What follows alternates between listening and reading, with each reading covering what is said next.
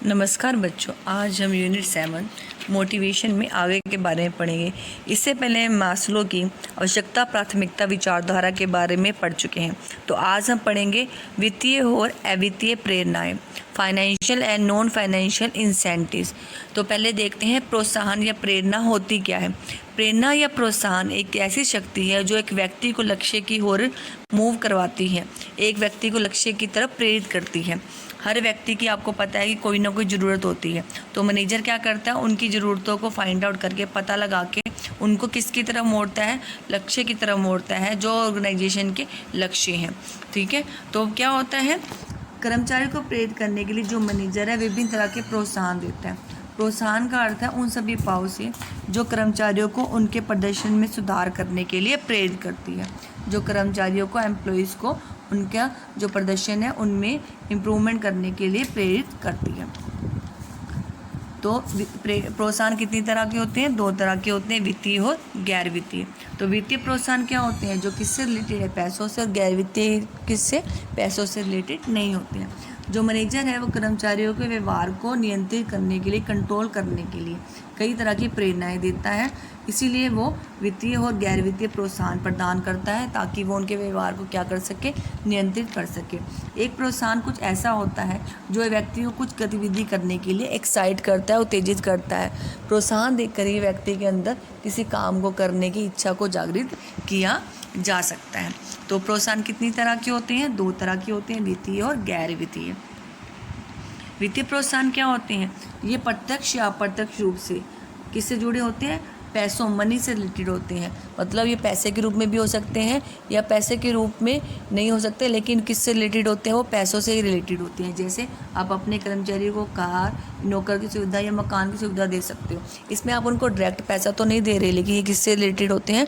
पैसे से ही रिलेटेड होते हैं। मतलब ये नकदी के रूप में तो नहीं है, बल्कि कुछ ऐसी सुविधाएँ हैं जिनको हम किस में वैल्यू दे सकते हैं, मनी के रूप में भी उनकी मूल्यांकन कर सकते हैं।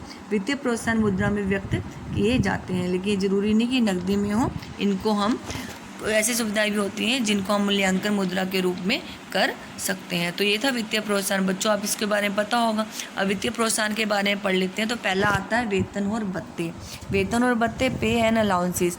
प्रत्येक कर्मचारी को बेसिक सैलरी मिलती ही है। इसके अलावा बेसिक सैलरी के अलावा उनको क्या मिलता है? कई तरह के महंगाई भत्ते मिलते हैं, डियरनेस अलाउंस मिलता है। ठीक है, इसके अलावा कई और भत्ते भी होते हैं, चाइल्ड अलाउंस होता है कई बारी। ठीक है, तो ये क्या, इनमें जो वृद्धि होती है हर साल, प्रतिवर्ष एक रेगुलर दर से इनके अंदर वृद्धि होती रहती है। वेतन में भी, महंगाई भत्ता में भी, अन्य भत्तों में भी क्या होती रहती है? एक नियमित रूप से वृद्धि होती रहती है। तो ये किस रूप में है? ये पैसों के रूप में। सेकंड आता है उत्पादकता से जुड़ी वेतन प्रोत्साहन। आपको पता है कि वेजेस किससे रिलेटेड होती है? प्रोडक्टिविटी से रिलेटेड होती है। अगर हम वेजेस को किससे रिलेट कर देंगे? प्रोडक्टिविटी से रिलेट कर देंगे तो ये ऑर्गेनाइजेशन के लिए भी बेनिफिट होगा। और किसके लिए बेनिफिट होगा? एक एम्प्लॉयज़ के लिए भी बेनिफिट होगा, क्योंकि ऑर्गेनाइजेशन की उत्पादकता तो बढ़ेगी, उसके साथ साथ अगर हम वेजेस को भी उत्पादकता से जोड़ देंगे तो कर्मचारी को भी पैसे क्या मिलेंगे? ज़्यादा काम करने पर क्या मिलेंगे? ज़्यादा मिलेंगे। उत्पादकता को मजदूरी से जोड़कर कर्मचारियों को अभिप्रेरित किया जा सकता है, अर्थात जितना अधिक उत्पादन होगा उतनी ही अधिक मजदूरी दी जा सकती है। थर्ड है बच्चों आपका बोनस। ये वर्ड तो आपने बहुत बारी सुना होगा, दिवाली का बोनस, नए साल का बोनस। ठीक है, तो बोनस का अभिप्राय क्या होता है? कर्मचारी को उनके जो हम उनको सैलरी दे रहे हैं, इसके अतिरिक्त उन्हें कुछ और भुगतान करना, ताकि क्योंकि उन्होंने ऑर्गेनाइजेशन के लिए काम किया है। तो इस योजना से क्या होता है? मालिकों और कर्मचारियों के जो बीच में रिलेशन है वो क्या हो जाते हैं? काफ़ी मधुर बन जाते हैं। आजकल तो ये सभी उद्योगों में बोनस का काफ़ी प्रचलन है। ठीक है, बोनस को कई बार हम नकदी के रूप में दे सकते हैं, कई बार हम क्या दे देते हैं, कर्मचारियों को कहीं घूमने का टूर दे दिया, तो इस तरह से भी उनको बोनस दिया जा सकता है। और आजकल तो कई बार क्या होता है, आप अपने एम्प्लॉयज़ को शेयर्स भी दे सकते हो बोनस के रूप में, ठीक है। नेक्स्ट है आपका फोर्थ, लाभ का बंटवारा या लाभ भागिता, प्रॉफिट शेयरिंग। प्रॉफिट शेयरिंग क्या है? प्रॉफिट को बांटना। कर्मचारियों को जो संगठन के लाभ को साझा करने का अवसर देना भी एक तरह का वित्तीय प्रोत्साहन है। वैसे तो हम कर्मचारियों को उनकी सेवाओं के बदले में वेतन देते ही हैं, लेकिन हम ये चाहते हैं कि वो और मोटिवेट हो, अपनी पूरी क्षमता से काम करें, ठीक है, अपनी मेहनत में ईमानदारी से काम करें। तो उनको प्रेरित करने के लिए हम कई बार कई संस्थाएं क्या दे देती हैं, उनको लाभों में बंटवारा भी दे देती हैं, ठीक है, क्योंकि जो लाभ है किनके बिहाफ पे कमाए जा रहे हैं, कर्मचारियों के बिहाफ पे। जब पैसे किसने लगाए, स्वामी ने लगाए, लेकिन कर्मचारी क्या करे, अपनी सुविधाएं दे रहे हैं, अपनी सेवाएं दे रहे हैं। तो स्वामी की पूंजी पर जो लाभ आ रहा है वो कर्मचारियों की सेवाओं के फलस्वरूप ही आ रहा है। अतः कर्मचारियों को उनकी सेवाओं के बदले में जो सैलरी दी जा रही है, इसके अलावा उनको ईमानदारी से काम कराने के लिए हमें कई बार उनको कंपनी के लाभों में हिस्सा भी दे देते हैं। नेक्स्ट है बच्चों आपका नंबर 5 सह साझेदारी स्टॉक विकल्प। ये आजकल काफ़ी छोटे जो न्यू उद्योग होते हैं, नई कंपनी खुलती है, उनमें ये ज़्यादातर दिया जाता है, ठीक है। जैसे एक मैंने आर्टिकल पढ़ा था जिसमें आपने एप्पल कंपनी सुनी होगी, ठीक है। उसमें क्या था, 2005 में उन्होंने अपने एम्प्लॉयज़ को ये सुविधा दी थी कि आप कंपनी के शेयर्स खरीद सकते हो, ठीक है, कम दामों पे खरीद सकते हो। तो आप ये सोचो कि 2005 में सुविधा दी थी, जिन्होंने खरीदे होंगे तो आज उनके शेयर्स की वैल्यू क्या होगी, बहुत ज़्यादा होगी ना। तो मार्केट वैल्यू तो एप्पल कंपनी की बहुत ज़्यादा इंक्रीज़ हुई है, तो इसलिए शेयर की वैल्यू की भी क्या होगी, बढ़ गई होगी।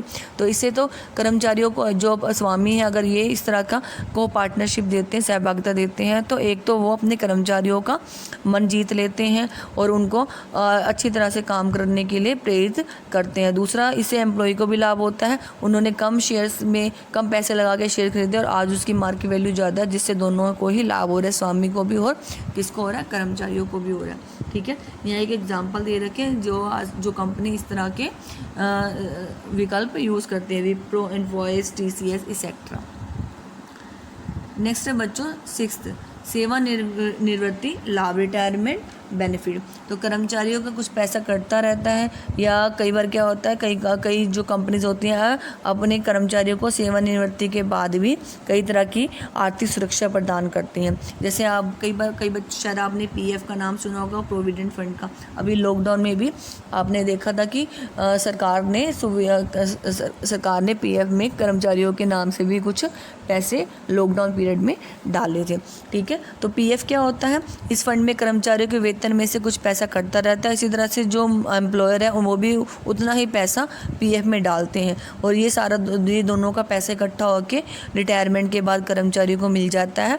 और इस पैसे जैसे जैसे पैसा इकट्ठा होता रहता है, उसके ऊपर गवर्नमेंट ब्याज भी देती है। तो ब्याज सहित ही पैसा कर्मचारियों को उनके रिटायरमेंट के बाद मिलता है।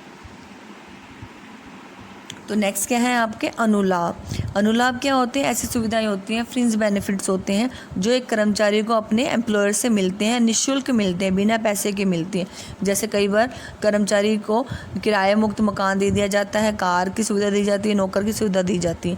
तो ये सब जो अभी हमने 7 पॉइंट पढ़े, ये किससे रिलेटेड थे, वित्तीय प्रोत्साहन से रिलेटेड थे। इसमें पैसा या पैसे से रिलेटेड ही कोई चीज़ दी जा रही है जिसको हम मुद्रा में मूल्यांकन कर सकते हैं। ये सब किस लिए जा रहा है, कर्मचारियों को प्रोत्साहित करने के लिए, ठीक है। इसके बाद हम आगे पढ़ते हैं गैर वित्तीय प्रोत्साहन।